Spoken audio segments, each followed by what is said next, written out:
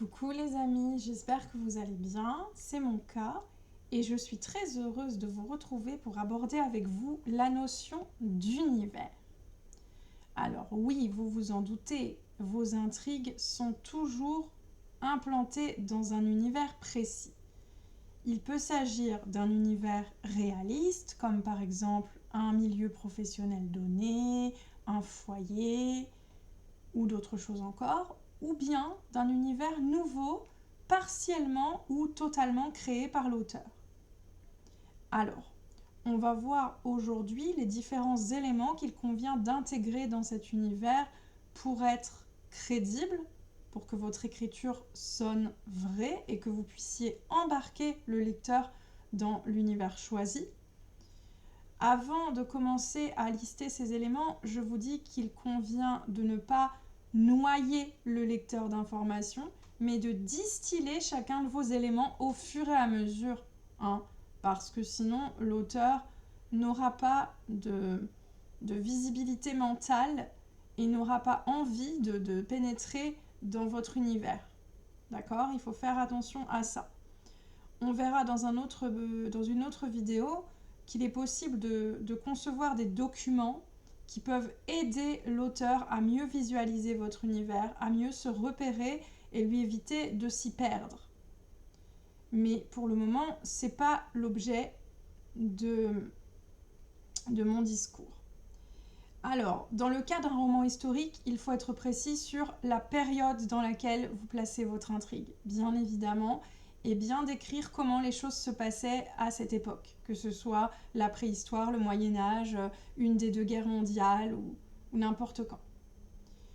Un univers réaliste, ça peut être un lieu, comme un foyer ou une salle de classe, mais ça peut être aussi un milieu professionnel dans lequel il convient d'utiliser un certain jargon ou de décrire le savoir-faire des personnes en exercice. D'accord ? Ça peut être le milieu agricole, le milieu de la police, le milieu hospitalier, enfin voilà, faites bien attention à ça. On appelle ça la partie technique. Si vous êtes à l'hôpital, parlez bien de table de soins, parlez bien de garrots, parlez bien de blouse, parlez bien... Voilà, ce ne sont que quelques exemples parmi d'autres, mais vous comprendrez vraiment mieux de quoi je parle. Alors, si vous créez votre univers de toutes pièces, c'est le cas quand on écrit un roman fantastique ou de la fantasy ou même de la science-fiction, vous allez devoir nommer cet univers, nommer votre planète, votre contrée, votre pays, d'accord ?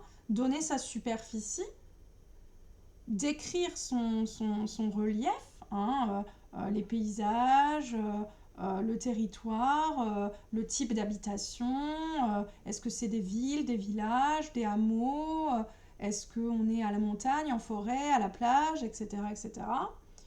Vous allez devoir choisir le type d'État que vous créez. Est-ce que c'est une démocratie? Est-ce que c'est une dictature? Est-ce que c'est une république? Est-ce que c'est etc., etc.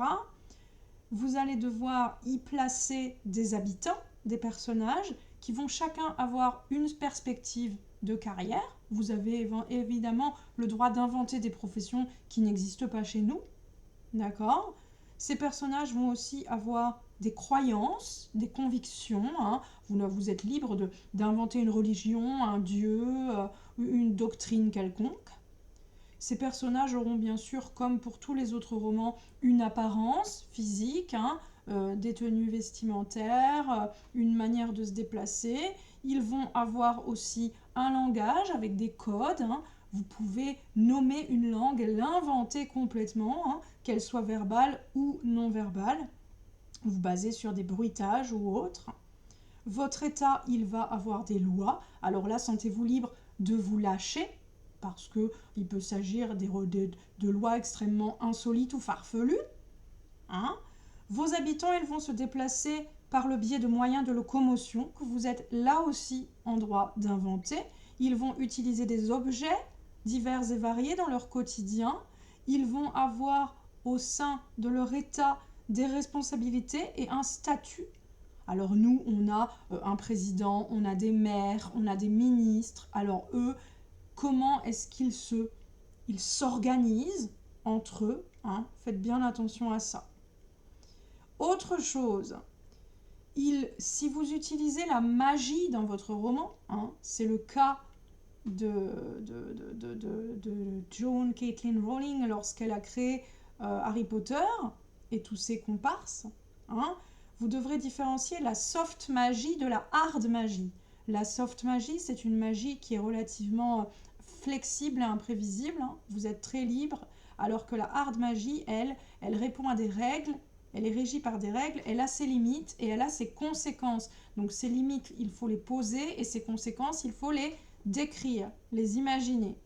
Attention également à ne pas confondre magie avec des capacités surhumaines ou des capacités surdéveloppées. Chez nous, par exemple, on peut parler de quelqu'un qui a l'oreille absolue, de quelqu'un qui a une excellente mémoire. Des capacités surhumaines, ce serait par exemple des dons, des choses que la nature nous aurait données. Et puis de la magie, eh bien, c'est la capacité de voler, par exemple, ou des choses comme ça. Et lorsque vous décrivez l'apparence physique de votre personnage, sentez-vous libre d'exagérer des traits, hein, si vous en avez envie. Hein. Plusieurs têtes, plusieurs bras, plusieurs jambes, des gros bras, des grosses jambes, n'importe quoi, hein, une boiterie, tout ce que vous voulez. Voilà, c'est ça qu'on entend par la notion d'univers réaliste ou inventé. Alors, je vous précise que la science-fiction, les sous-genres de science-fiction ont été énumérés dans une vidéo précédemment postée à laquelle je vous renvoie si vous en éprouvez le besoin. En revanche, les genres fantasy et fantastique n'ont pas encore été abordés. Je le ferai dans des prochaines vidéos.